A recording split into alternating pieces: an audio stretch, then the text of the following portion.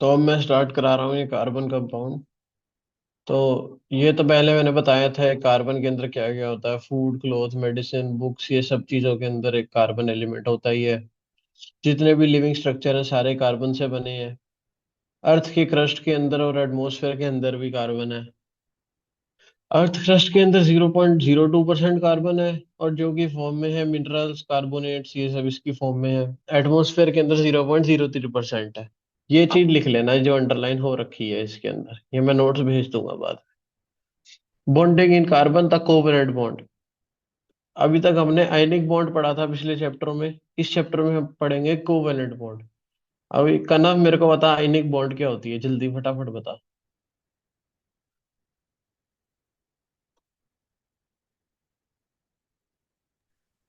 बोल बोल तो बोल बाहर आ जाएगी वहां से।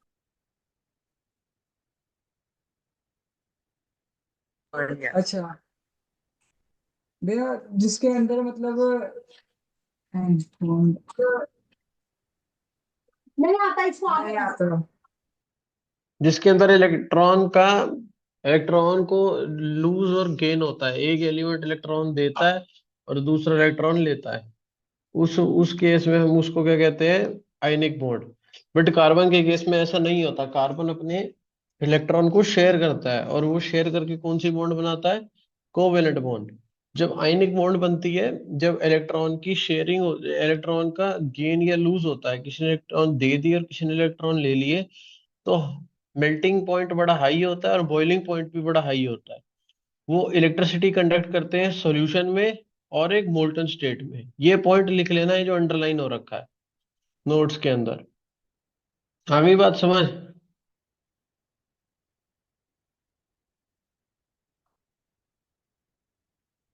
Nature of bonding in ionic bond explain this property. कौन सी property, high melting point, high boiling point, conduct electricity in the solution, in the molten state. ये सब इलेक्ट्रिसिटी कंडक्ट करता है। क्यों करता है?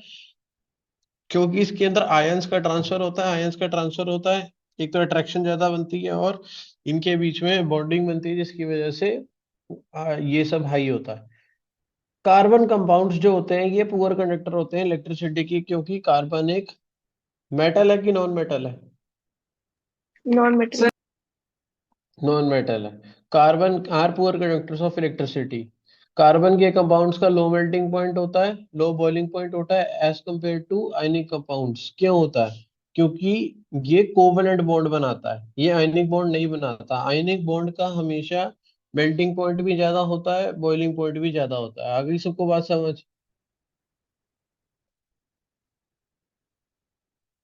We can conclude that the forces of attraction between the molecules are not strong। क्योंकि जब आयनिक का केस आता है तो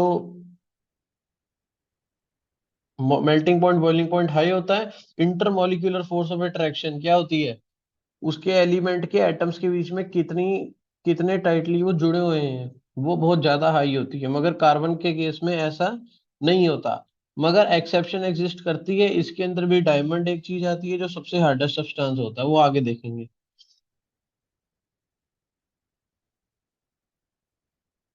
ये कह रहे हैं since the compounds of carbon are not the conductors of electricity. मतलब कार्बन के कंपाउंड बिजली कंडक्ट नहीं करते, जैसे कि आयनिक कंपाउंड करते थे।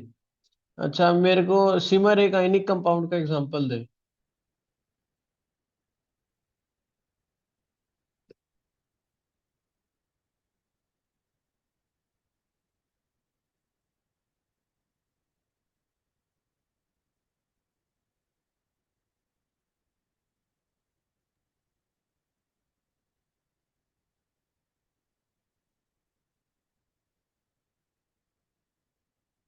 वो क्या बोले जा रहे हो?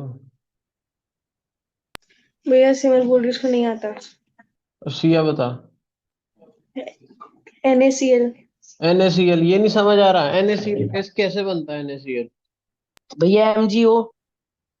Na, ये एक देता है Cl, एक ले लेता है, NaCl बन जाता है। तुम्हें ये नहीं समझ आ रहा अभी?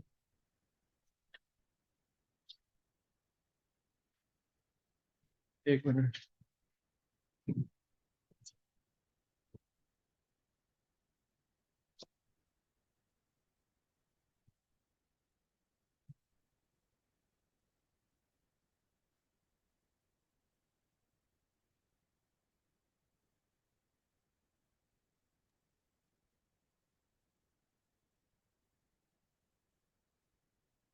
एक मिनट रुक जाओ।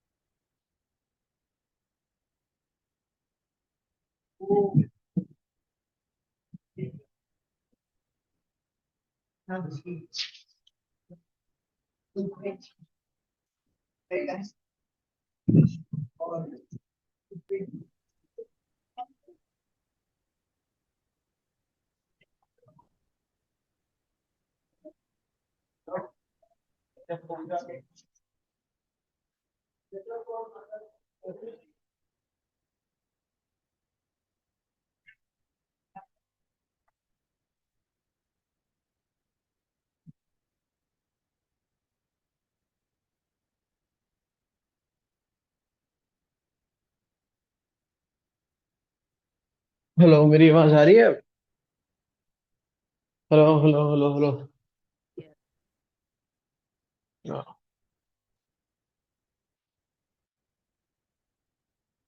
ठीक है। अब मेरे को ये बताओ, कार्बन का एटॉमिक नंबर कितना होता है? 6 होता है।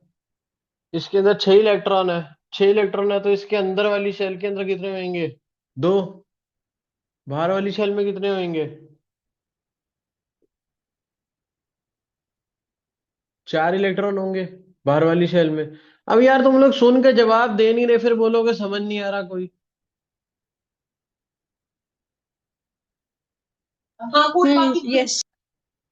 एक कोई अनम्यूट करके रखो अपने आप को, एक कोई। कर लिया। और सारे शांति से बैठो। सबको देख के उसको अब सोडियम का एटॉमिक नंबर क्या होता है? जिसको पता है बोलो फटाफट। 12 11 10 11। इसकी इलेक्ट्रॉनिक कॉन्फ़िगरेशन बोलो। 281 281। इसके वैलेंस इलेक्ट्रॉन कितने हैं? 1। 1 1 अब ये एक लूज करेगा। अब इसको इनर्ट गैस बनने के लिए कितने इलेक्ट्रॉन और चाहिए? क्या करेगा ये? चाहिए थोड़ा ना, एक लूज करेगा। हाँ, लूज क्यों करेगा? क्योंकि ये 4 से कम है। अगर 4 से कम होता है तो ये लूज करता है। कोई 4 से ज्यादा, जैसे क्लोरीन है, इसका क्या होता है? 17। तो 287, जो भी 4 से ज्यादा आ जाते हैं तो ये गेन करके अपना इलेक्ट्रॉनिक कन्फिग्रेशन अचीव कर लेता है। तो इस केस में ये एक लूज कर देगा, ये गेन कर लेगा। मगर कार्बन के केस में तो वैलेंस इलेक्ट्रॉन कितने हैं? 4। अब ये क्या करेगा? ना ये गेन कर सकता है ना ये लूज कर सकता है।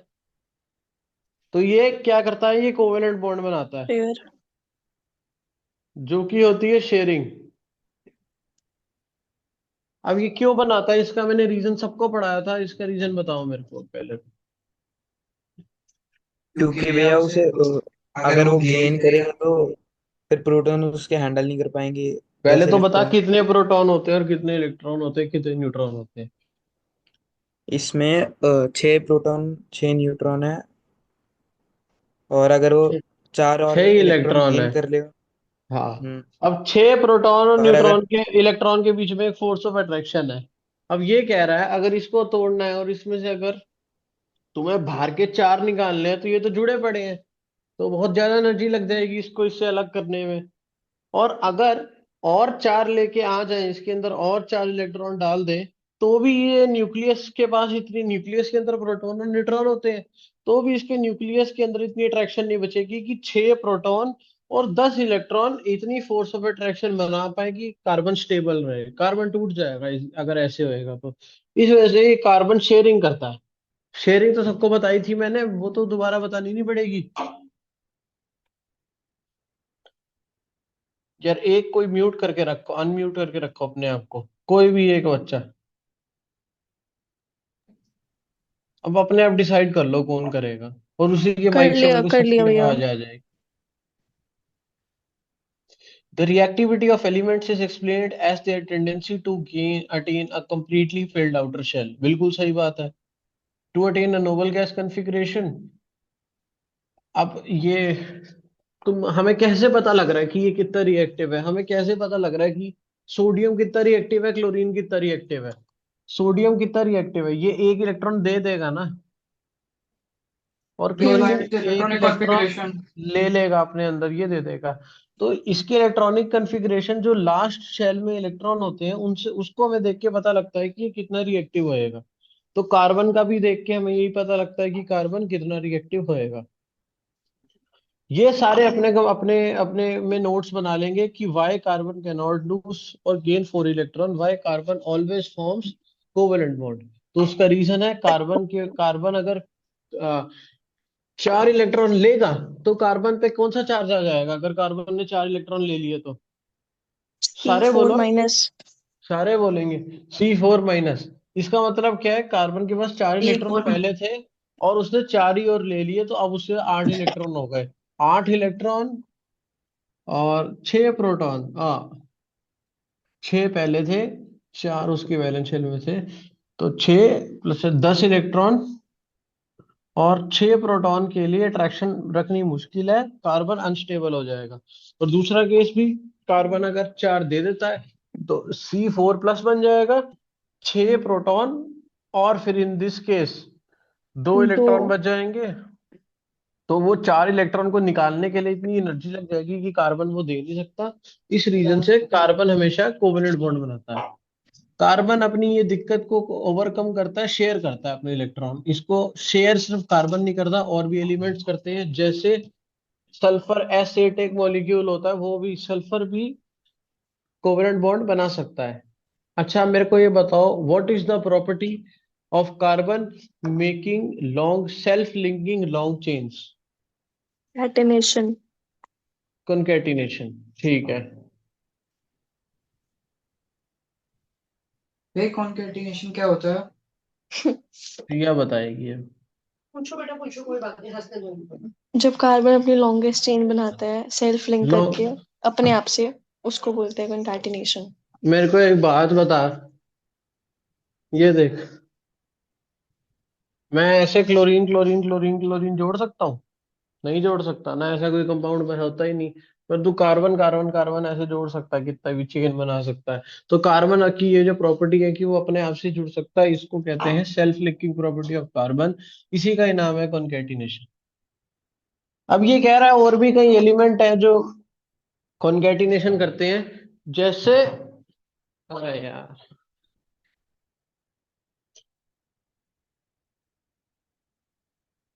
दिख रहा है कैमरा? हाँ जी। हाँ जी। गलती से गिर, अभी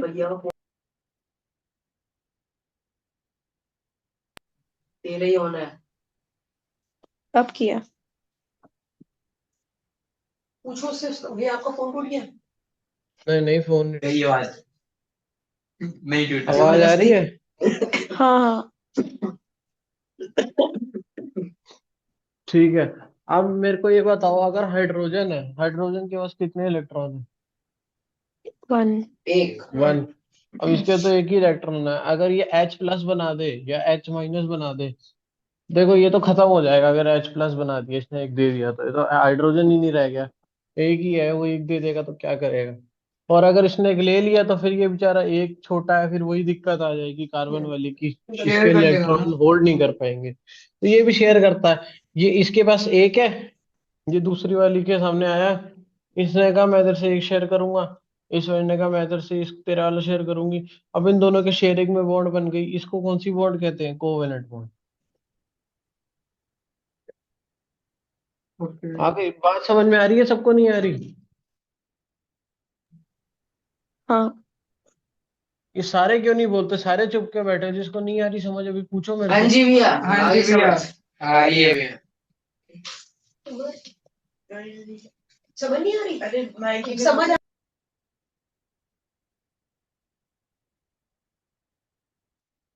अब ऑक्सीजन O2 के फॉर्म में जो रहती है, जिससे जो सांस लेते हैं हम हवा, वो कैसे बनती है? एक ऑक्सीजन के पास कितने कितनी वैलेंस इलेक्ट्रॉन्स है एक ऑक्सीजन के पास? 6। एक, दो, तीन, चार, पाँच, छः। ठीक है। कितने और चाहिए इसको? 2। एक और ऑक्सीजन के सामने आती है ये, इसको कितने चाहिए? 2। यार मैं तो ये कहेगी भागूंगी। तू मेरे से 2 शेयर कर, और ये वाली इसके 2 इलेक्ट्रॉन शेयर करेगी। ऑक्सीजन ने 2 इलेक्ट्रॉन शेयर करे और O2 बॉन्ड बन गई। ये कौन सी बॉन्ड है? कोवलेंट बॉन्ड है। बट है ये कौन सी? Double bond.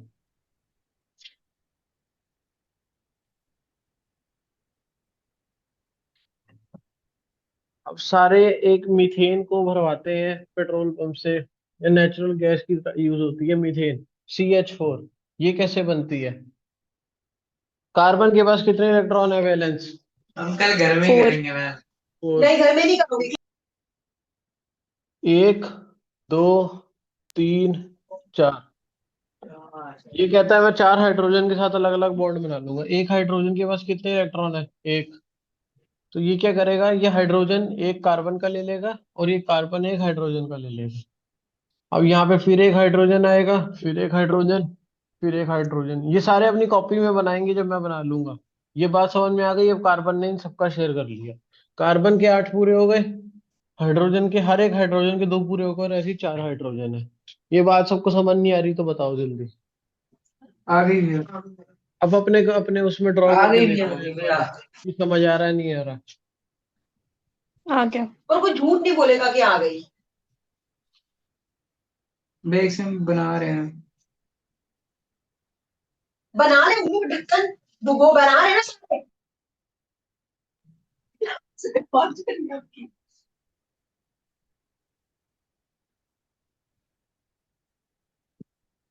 4 घंटे के बाद इसका कॉपर खुलती है। तुम्हारी जल्दी कहाँ करो है? यार, ये मैं रिवाइज करा रहा हूँ, दोबारा पढ़ा नहीं रहा मैं तुम लोग को, रिवाइज करा रहा हूँ मैं, इतना तो सब पढ़ चुके हैं। बस दिखाना नहीं ना, समझ आ गया ना? सबको समझ में आ रहा है ना? डाउट किसी को नहीं होना चाहिए। ये डाउट है तो बताओ। मैं मेरा बंदा जाओ कर नहीं लेंगे। अरे पीछे यार बैठे तुम हूँ लोग चिल्लाए। पहले ये कर लो यार, सारे टाइम पास। मैम यहाँ पे कुछ समझ ही नहीं आ रहा मैम। इसको क्या समझ नहीं आ रहा? मैम पीछे से चिल्लाए जा रही है मैम तो। हो गया सबका? बना लिया? स्क्रीन दिख रही है आपकी। सबको दिख रही है, तेरे को नहीं दिख रही वो। तू ही दिख रही है स्क्रीन।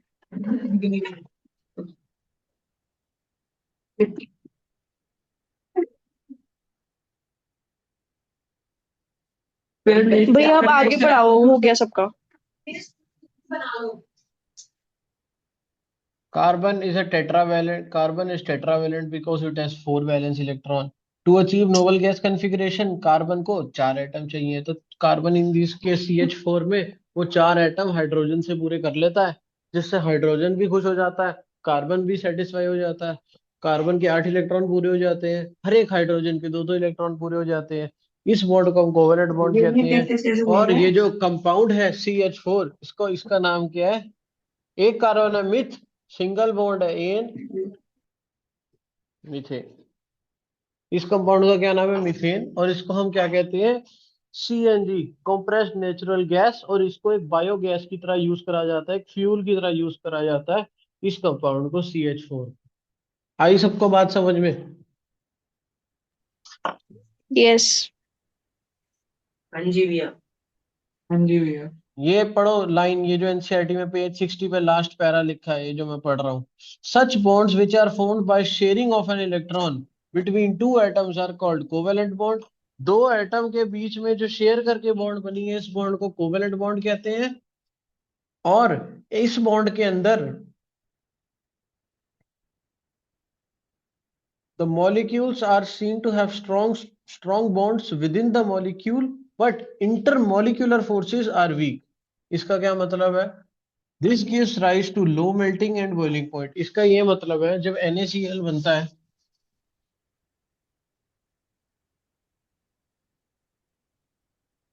ये कहना चाह रहे हैं कि इन दिस केस एक होती है इंटरमोलिक्यूलर फोर्स ऑफ अट्रैक्शन और एक होती है मॉलिक्यूलर फोर्स ऑफ अट्रैक्शन।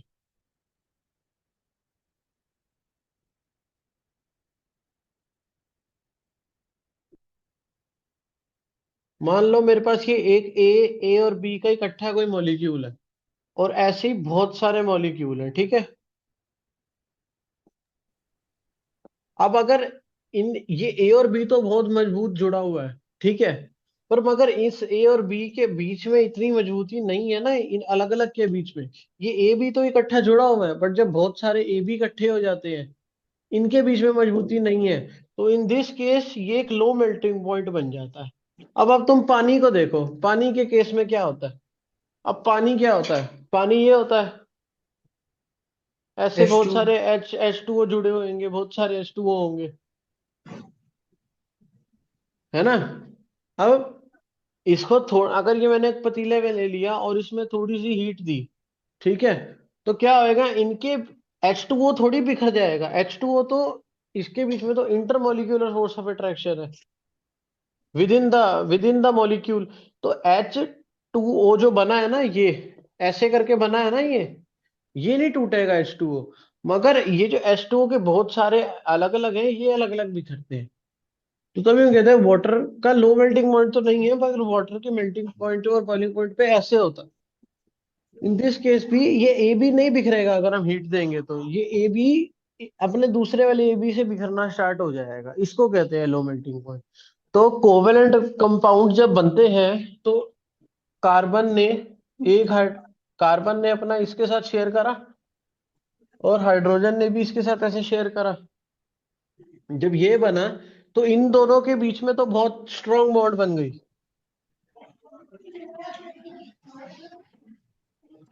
मगर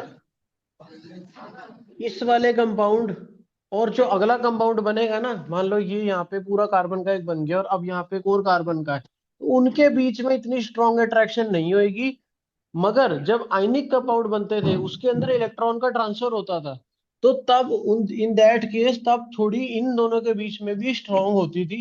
मगर इसके बीच में इतनी स्ट्रांग नहीं होती, बट ये मॉलिक्यूल के अंदर स्ट्रांग होती है। ये बात समझ में आ गई।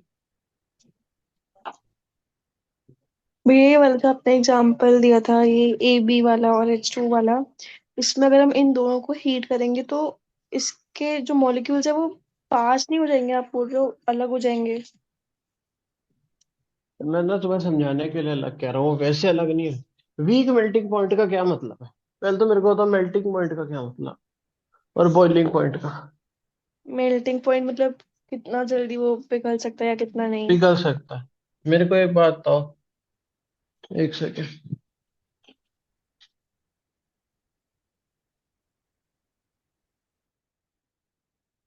प्रॉब्लम तो नहीं आ रही ना किसी को? हाँ? नहीं।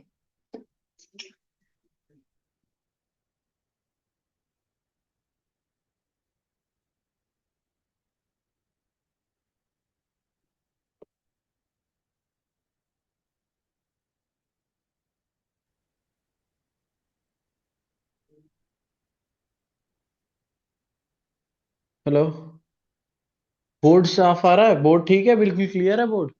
टेढ़ी हो गई भैया स्क्रीन।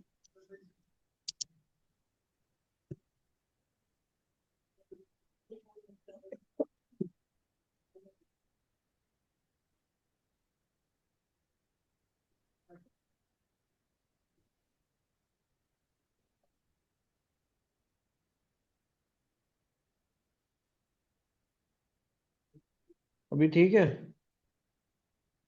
अभी भी हाँ ठीक है।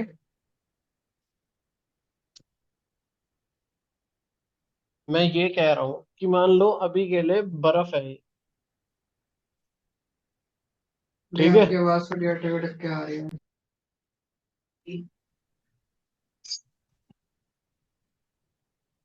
पूरी कटेगी ये हो जाएगी। अब आ रही है बस। भैया मेरे में बंद हो गया आवाज। तो ये क्या करेंगे, वहां से और पढ़ देंगे तेरे को।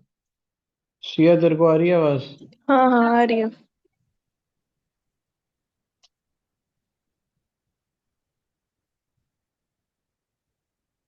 ठीक वो है। सही है। मैं ये कह रहा हूँ कि अभी मान लो ये आइस है, व्हाट है, तो ये H2O ही बहुत सारे है, तो ये H2O ही, मगर ये बहुत पास पास जुड़े पड़े हैं अभी, है ना? मीटिंग लीव हो गई मैम। ये H2O बहुत मीटिंग लीव पास हो पास गई जुड़े पड़े हैं। मेरी। आपका वाईफाई नहीं चल रहा। यार ये सारे कैसे हैं, कनेक्टेड बताइए ये सब विदाउट कैसे इंटरनेट हैं? आ रहा है। मेरा ही आ रहा है।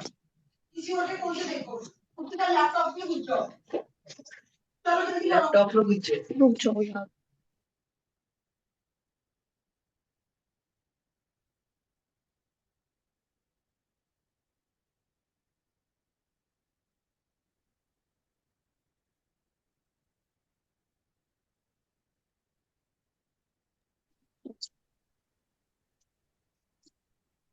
देखो आई और आगे आ जाओ। अब मान लो ये बहुत सारे जुड़े पड़े हैं इकट्ठे, ठीक है, अब जब मैं इसको हीट करूंगा तो क्या H2O टूट जाएगा?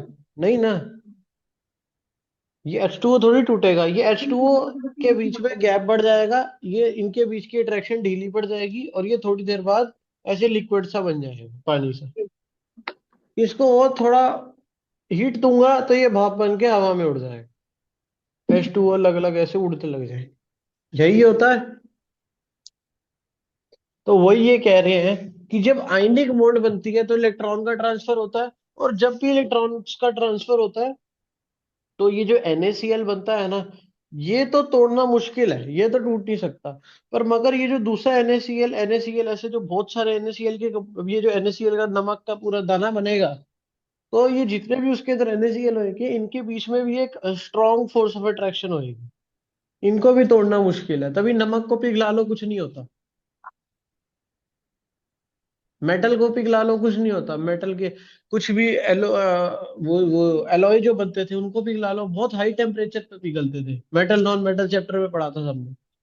मगर जो भी कंपाउंड कोवेलेंट बॉन्ड से बनते हैं, ठीक है, ये NaCl का मैंने एग्जांपल दिया, नमक को उबालते रहो कुछ नहीं होता, तो मतलब एक तो NaCl के तो स्ट्रॉन्ग है ही, लेकिन ये जो ये एक मॉलिक्यूल और ये दूसरा मॉलिक्यूल, ये inter molecule force of attraction भी इनके अंदर बहुत ज्यादा है। इंटर मॉलिक्यूल मतलब दो मॉलिक्यूल के बीच में, और विद इन द मॉलिक्यूल हो गया NaCl के बीच में, तो ये वाली भी आयनिक के केस में बहुत ज्यादा होती है। मगर जब हम कोवेलेंट कंपाउंड्स की बात करते हैं, वाटर एक आयनिक कंपाउंड है कि कोवेलेंट कंपाउंड है, पहले तो ये बताओ।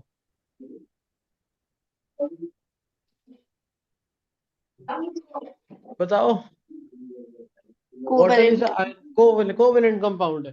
तो जब वाटर एक कोवेलेंट कंपाउंड है, तो मैं क्या कह रहा हूँ, कोवेलेंट के केस में H2O को तो तोड़ना मुश्किल है, मतलब force with in the molecule तो बहुत हाई है, लेकिन मैं अगर बहुत सारे H2O हैं और मैं थोड़ी सी हीट देता हूं, तो इनके बीच की जो अट्रैक्शन है ना औरों के बीच की, ये इतनी स्ट्रांग नहीं है जितनी आयनिक में होती है, तो ये बिखर जाए। आई बात समझ में अब सबको? हम्म। किसको नहीं आई समझ? तो बोलो अभी। लगी अरे भी है। अगर या तो दो चीज होती है, या तो आई नहीं आई, तो हाँ या ना तो बोलो कम से कम, फिर बोलोगे कि मैं गुस्सा करता हूँ ये करता हूँ। अब जो नहीं बोलेगा फिर अब अपने आप देख लोगे। अब किसको नहीं आ रही है समझ? आगी भी है। आगे भी है। अच्छा, फिर मेरे को कनव, मेरे को ना ये बताएगा नीलांश, मेरे को एक बात बता कि तो कैमरा खुला हुआ है पहले इसका? यही बैठ हो गया। अच्छा यहीं बैठा है, ठीक है। मेरे को बता, inter molecular force of attraction क्या होती है? दो आयंस के बीच में जो सॉरी मॉलिक्यूल्स के बीच में जो अट्रैक्शन होती है उसी बोलते हैं। और इसको क्या कहते हैं फिर, इसके अंदर जो होगी H2 और O के बीच में जो होगी, इसको क्या कहेंगे? कोवेलेंट बॉन्ड बॉन्ड होगा इनके बीच में। कोवेलेंट बॉन्ड तो होगी, इस अट्रैक्शन को, ये विद इन द मॉलिक्यूल है। और जब ये ऐसे बहुत सारे मॉलिक्यूल के साथ बनने लगेगी, इसको इंटरमॉलिक्यूलर कहते हैं। अब ये ठीक है। एलोट्रोप्स का टॉपिक है। क्या ये सबको आता है? ये मैं पढ़ा चुका हूँ तुम्हें ऑलरेडी। कार्बन के नहीं दो भैया, तो एलोट्रोप्स। नहीं आता। किसको नहीं आता? भैया मुझे करा। ठीक है। यहाँ दिख रहे हैं भी अच्छा। हाँ दिख रहे हैं, नहीं दिख रहे हैं। ठीक है। एलोट्रोप्स का क्या मतलब होता है? कार्बन जैसी सेम प्रॉपर्टीज वाले अदर एलिमेंट्स। अरे होता ही कार्बन है। कार्बन सेम फॉर्मूला होता है इनका, मगर स्ट्रक्चर एक, हाँ, नहीं नहीं, वो तो दूसरे होते हैं ना। हाँ, ये डिफरेंट फॉर्म्स ऑफ कार्बन होती है। एलोट्रोप्स का मतलब होता है,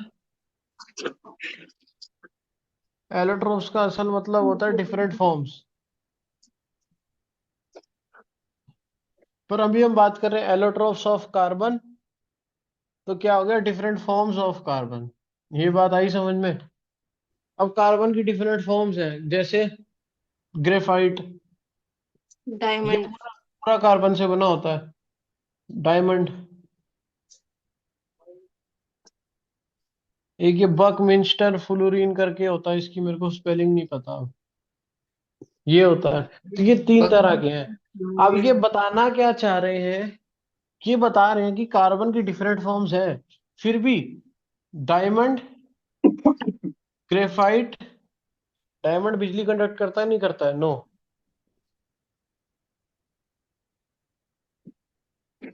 ग्रेफाइट, यस, ये बिजली कंडक्ट करता है। तो ये कह रहे कार्बन के कंपाउंड वैसे तो बिजली कंडक्ट नहीं करते, पर ग्रेफाइट करता है, डायमंड नहीं करता। और ये बकमिंस्टर फ्लोरीन एक फुटबॉल की शेप में होता है। अब मैं इनकी शेप बता रहा हूँ, ये बस याद करना है इसकी, इसमें ज्यादा सरकापाई नहीं करनी। तो ये मेरी स्क्रीन देखो। अब इसका रीजन अब देखो। डायमंड कैसे बनता है? डायमंड बनता है ऐसे है, ये एक कार्बन है, ये कार्बन ऐसे अपने साथ दो कार्बन से जुड़ा होगा, ये आगे, ये एक ऐसा ऐसा स्ट्रक्चर बनता है। अब हर एक कार्बन तीन कार्बन से जुड़ा होगा, और एक वेंडरवॉल फोर्स ऑफ अट्रैक्शन से नीचे वाली लेयर से जुड़ा होगा। ओ सॉरी, ये तो उसका स्ट्रक्चर है ग्रेफाइट का। Sorry sorry sorry sorry. Diamond के केस में क्या होता है? हर एक कार्बन का एटम तीन कार्बन के एटम से जुड़ा होता है।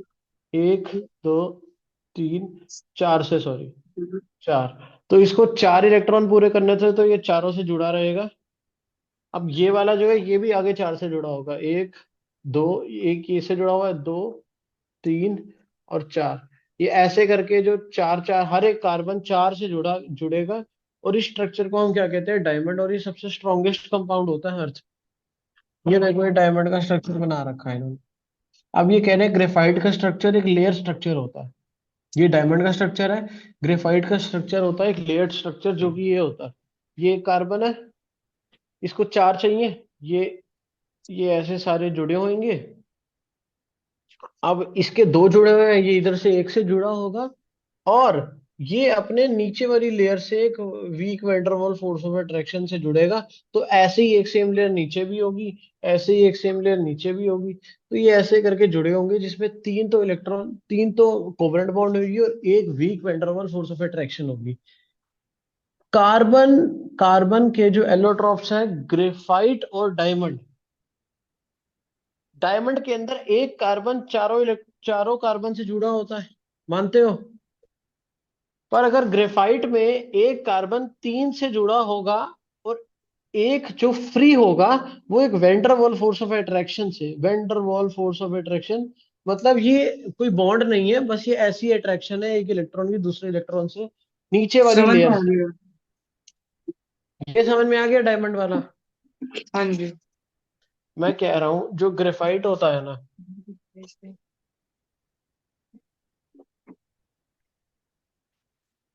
जो ग्रेफाइट होता है, ये कार्बन है, ये कार्बन तीन कार्बन से जुड़ा होगा। मान लो ये तीन कार्बन से जुड़ा है, ठीक है। ये वाला भी आगे तीन से जुड़ा होगा, एक इससे जोड़ दिया, एक यहाँ पे जोड़ दिया, और एक यहाँ ऊपर कहीं जुड़ा होगा, ठीक है। फिर ये वाले को भी ऐसे करके जुड़ा होगा। तो अभी के लिए ये स्ट्रक्चर समझ कि ये अपना आगे जुड़े हुए हैं तीन से, कि हर एक कार्बन तीन से जुड़ चुका है, मतलब ये आगे ऐसे पूरा बड़ा स्ट्रक्चर होएगा। समझ आई बात? ओके भैया। अब मैं कह रहा हूँ ये अगर तीन से जुड़ा हुआ है तो इसकी एक तो अभी भी खाली है ना, हाँ जी। है ना, एक और बॉन्ड बनानी है इसको। मगर ग्रेफाइट के केस में क्या होता है, ये जो एक खाली होता है ना, अब ये जो बना ना, ये ऐसे ही नीचे भी एक स्ट्रक्चर होता है इसके, समझो इसके इसके फ्लोर है, ये इसके नीचे वाले फ्लोर पे सेम चीज है। तो ये ऊपर एक कार्बन अपने दूसरी लेयर के कार्बन के साथ बॉन्ड नहीं बनाएगा, बट ये एक अट्रैक्शन बिल्ड करेगा। इसका नाम होता है weak Van der Waals force of attraction. और ये बस एक अट्रैक्शन फॉर्म करता है।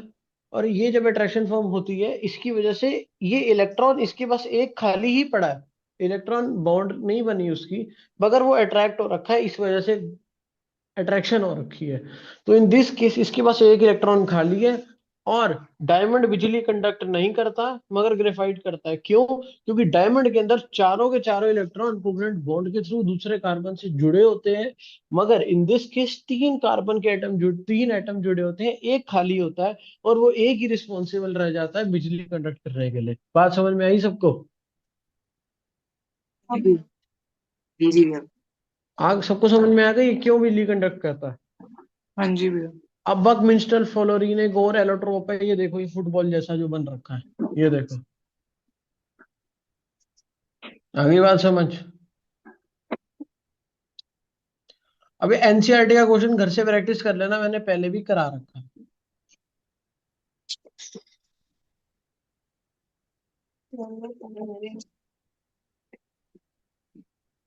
तो फटाफट पढ़ा रहा हूँ इसको, सारे ध्यान से सुनना।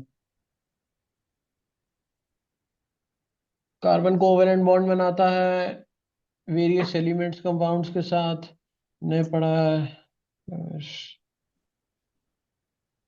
ठीक है। Two factors noted in the case of carbon are, ये नोट्स बनाने हैं तुमने, मैं एनसीईआरटी करा रहा हूँ पूरी, सबने नोट्स बनाने हैं इसको। अब ये बता रहे हैं कि कार्बन के कंपाउंड दो तरह के होते थे, मैंने याद है बताया थे, सैचुरेटेड और unsaturated. Unsaturated. Carbon has unique ability to form bonds with other atoms of carbon, giving rise to large molecules. बिल्कुल सही बात है। This property is called catenation. अब दो टर्म आती है इसके अंदर, हाँ सच, दो टर्म आती है, एक आती है कॉनकैटिनेशन और एक टर्म आती है कैटिनेशन। कैटिनेशन का क्या मतलब है? कार्बन औरों के साथ बॉन्ड बनाता जा रहा है, और कार्बन खुद के साथ बॉन्ड बना रहा है, तो उसको क्या कहते हैं? कॉनकैटिनेशन। आ गई बात समझ? मेरा खुद के साथ बना दोबारा है बताना तो भी एक बार। कौन कैटिनेशन।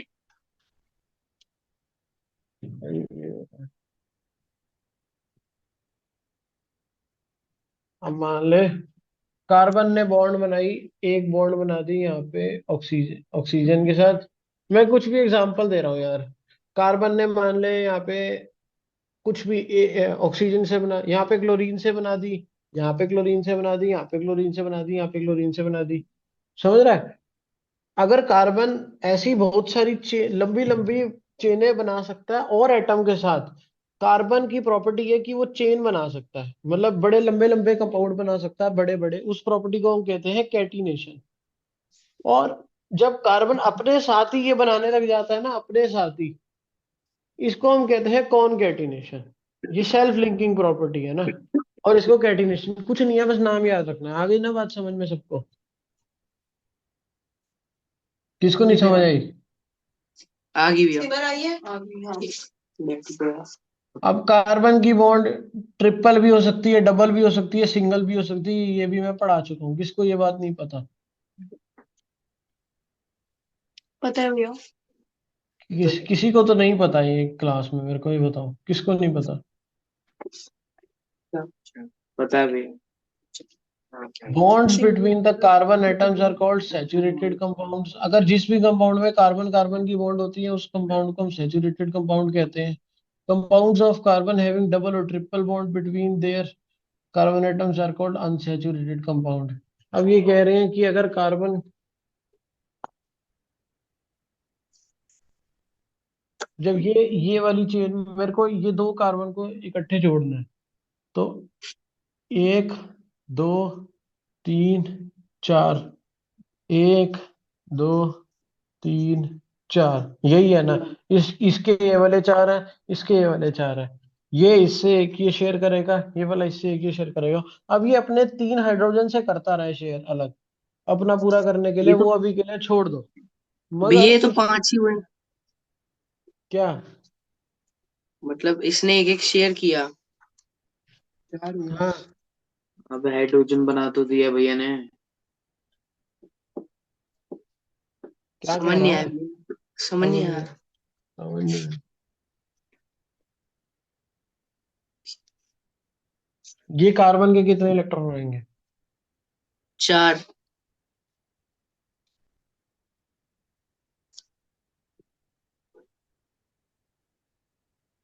ठीक है। हम्म। ये कार्बन के कितने होंगे? 4।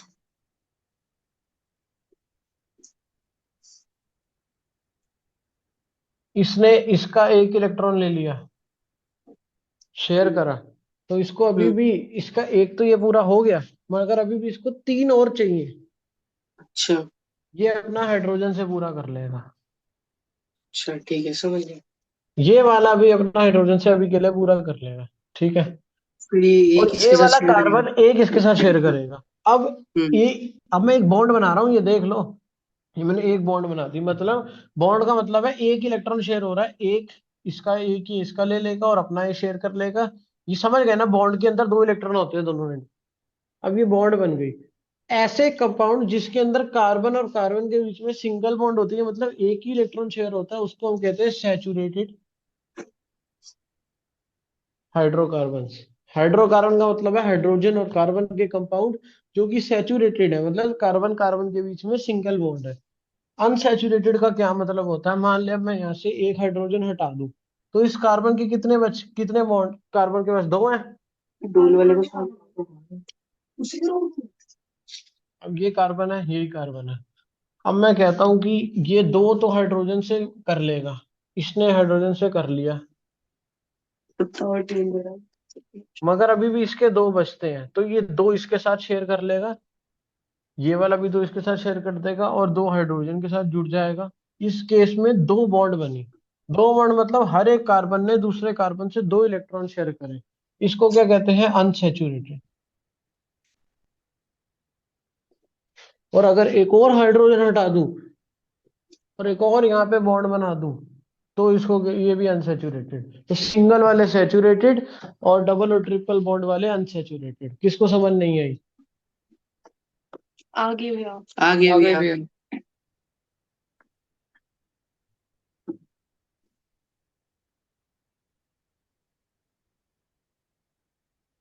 No other element exhibits the property of catenation to the extent seen in carbon। ये कह रहे हैं कार्बन जैसे कितनी लंबी लंबी चेनें बनाता रहता है ना, तो वैसी और किसी एलिमेंट में प्रॉपर्टी नहीं है। सिलिकॉन के अंदर कुछ हद तक ये प्रॉपर्टी दिखी गई है कि सिलिकॉन हाइड्रोजन के साथ चेन बना सकता है, बट अप टू सिलिकॉन भी जो बनाता है वो S8 बनाता है मैक्सिमम। S8 से ज्यादा सिलिकॉन भी नहीं बनाता। मगर कार्बन के हमने कंपाउंड देखे थे, C6H12, C7, बहुत बड़े बड़े कंपाउंड बन जाते हैं कार्बन के। This gives large number of compounds with many carbon atoms link to each other. बिल्कुल सही बात है। और कार्बन की कंपाउंड की बॉन्ड जो होती है वो स्टेबल बॉन्ड होती है। कार्बन की जो वैलेंसी होती है वो 4 होती है, तो इस वजह से वो और एटम्स के साथ बॉन्ड बनाने के लिए बेस्ट फिट है। कार्बन ऑक्सीजन के साथ बना सकता है, हाइड्रोजन के साथ बना सकता है, नाइट्रोजन, सल्फर, क्लोरीन और हर एक एलिमेंट के साथ कार्बन बना सकता है। क्योंकि इसके पास इतने एटम है कि अगर कोई मेटल भी आता है तो ये मेटल के साथ भी बॉन्ड बना पाता है और नॉन मेटल के साथ भी। तो कार्बन की जो वैलेंसी है जो 4 है, ये एक बड़ा आइडियल नंबर है बॉन्ड बनाने के लिए। मोनोवैलेंट का मतलब होता है, मोनो का मतलब होता है वन, वैलेंट का मतलब होता है वैलेंसी। तो मोनोवैलेंट बॉन्ड बना सकता है। अब ये कह रहे हैं the bonds that carbon forms with other compounds are very strong, making these compounds exceptionally stable। Exceptionally stable क्यों होती हैं? क्योंकि ये शेयरिंग हो गई। अब शेयरिंग हो गई तो अब ये अगर जब सारे स्टेबल हो गए तो हाइड्रोजन भी नहीं चाहेगा कि मैं छोड़ के दोबारा अनस्टेबल बन जाऊं। ये कार्बन भी नहीं इसको छोड़ेगा, तो ये बॉन्ड कभी टूटती नहीं है, तो ये स्टेबल बॉन्ड बन गई।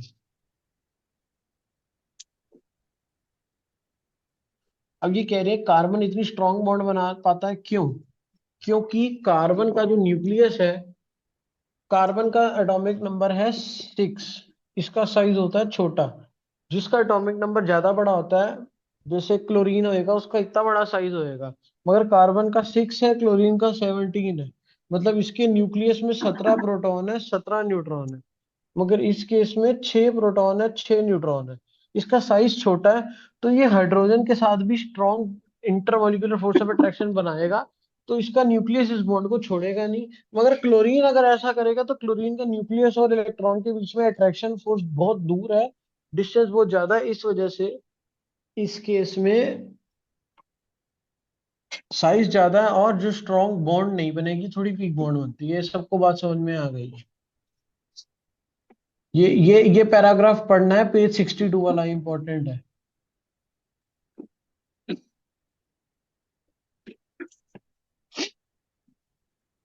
अब ये मैं कल कराऊंगा, इतना यहाँ से।